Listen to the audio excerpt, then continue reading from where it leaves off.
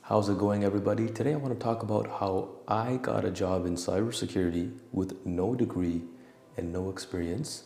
And is this something relatable to you guys today in 2024 with the job market and conditions you're seeing today? First thing to start off, you're probably on Reddit, Instagram, TikTok, and you're seeing two sides, right?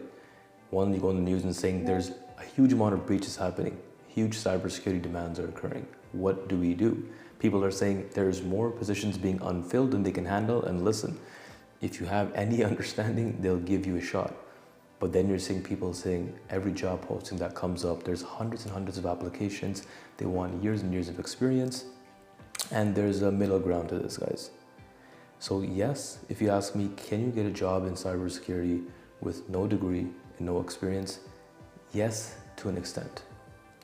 If you are just going to simply do a quick, easy online course on Coursera and Udemy and expect somebody to want to hire you, that probably won't work. And I'll put it this way.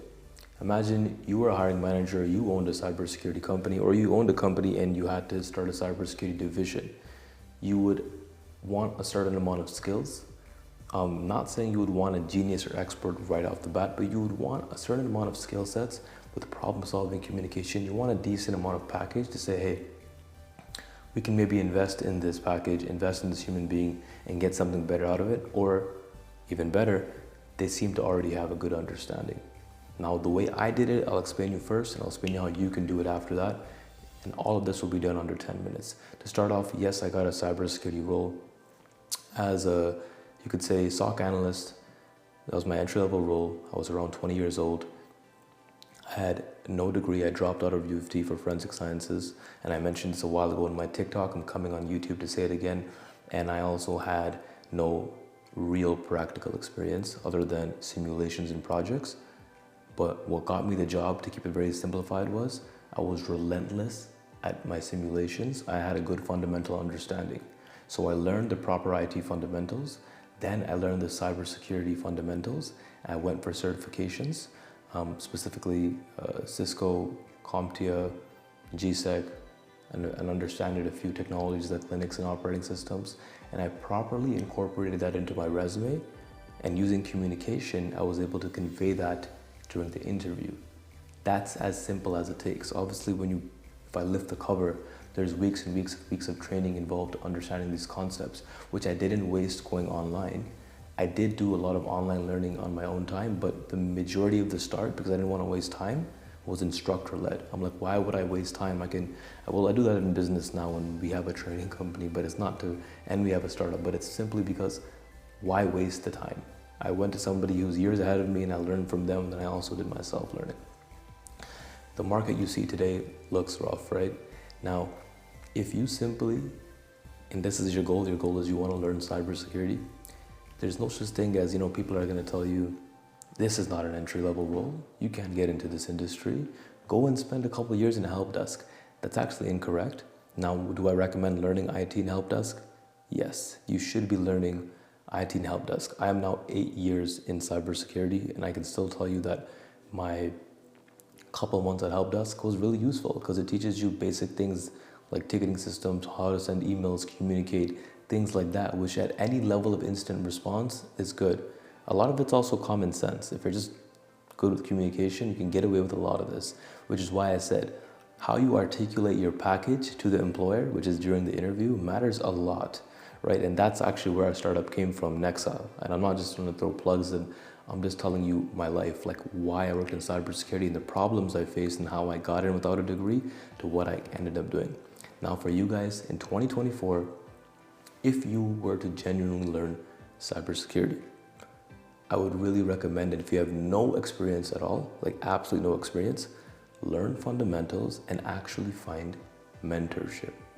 That could be through college, that could be through private mentors, whatever you need to do. It's gonna truly set you apart because people are gonna be scattering around online and they don't know what to do.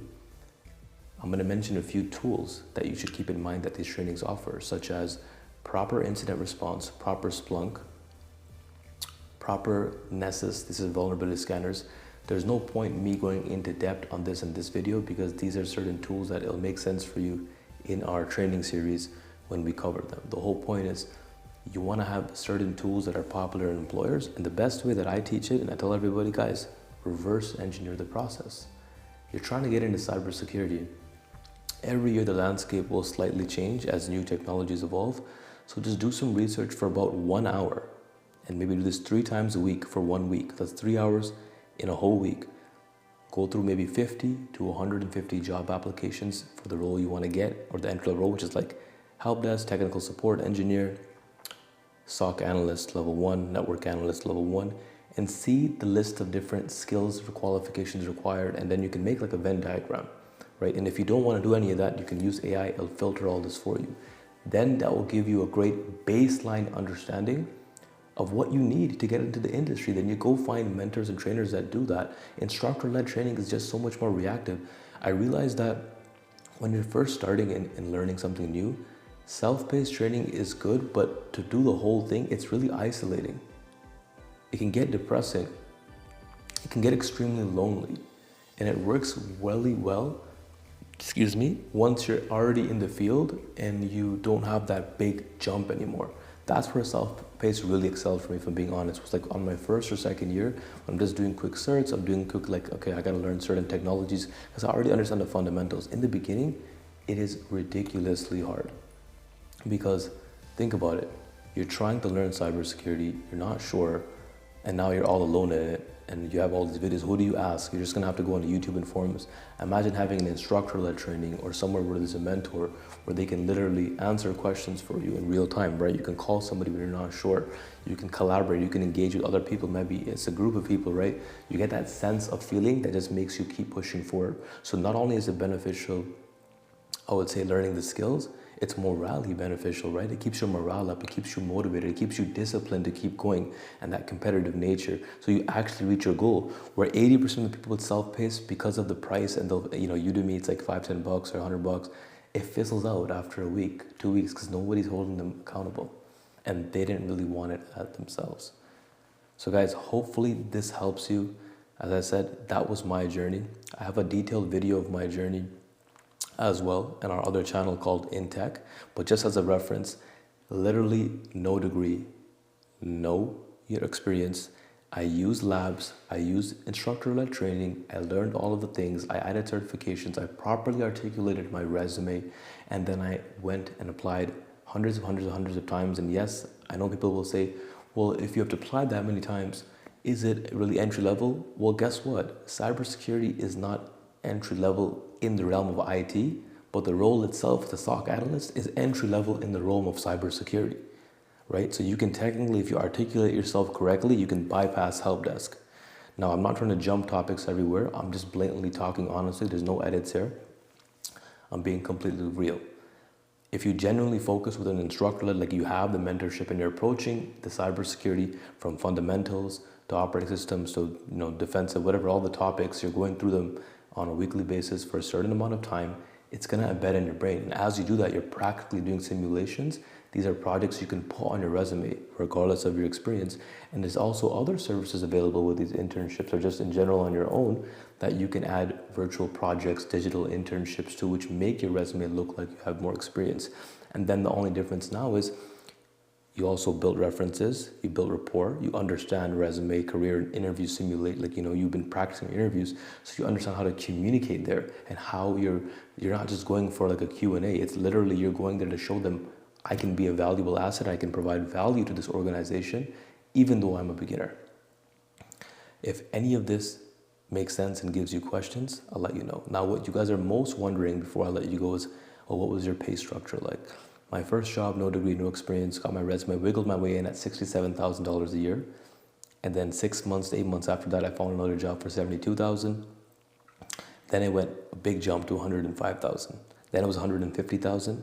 And then I started doing multiple jobs, which led me to my last video when I was making $50,000 a month, where then I quit everything, founded InTech Institute and Nexa, and these are two companies that help people essentially better themselves. One is for technology, one is for the career world, which is like building resumes for you. Interview simulations are done for you on a subscription basis, right? So you can practice and prep yourself for the job you're preparing for. That literally relates to my career. So it has nothing to do with me selling you, it's literally me telling you, well, that's my story and how I moved from cybersecurity to doing that.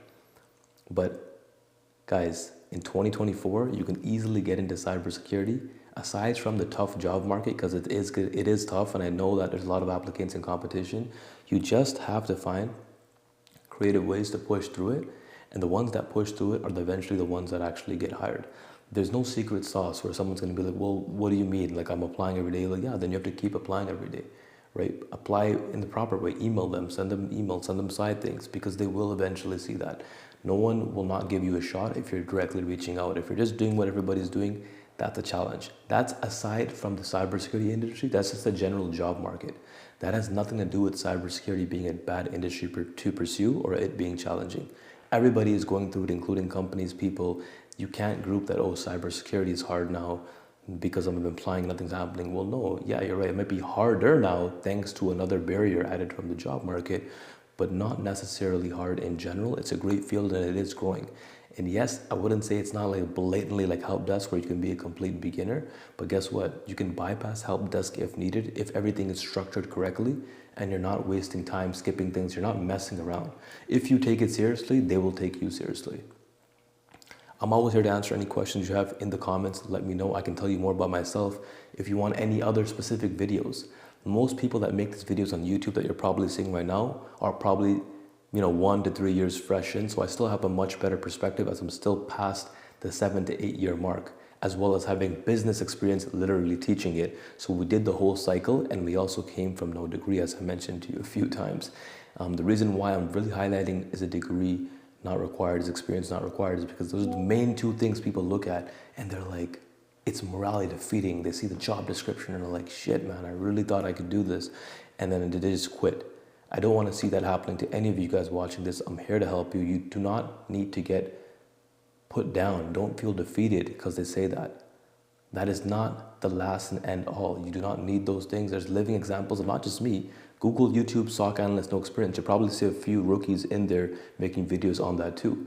I'm just making a video to solidify what they're saying and telling that I'm coming from not just 1 or 2 years, I'm coming from years of experience, that I was not only able to land a job with no experience, I was actually able to expand and thrive from SOC analyst, security engineer to network security engineer to moving around laterally to different fields like cloud and penetration testing, management, and of course then being an entrepreneur. And that can be the exact same for you if you consistently focus on the skills first. Nothing else is important. Because what happens is people are rushing all and everything because it's overwhelming to them, right? You want to focus on the main things first and go from there. Thank you guys. I hope you enjoyed this video. We'll see you on the next one.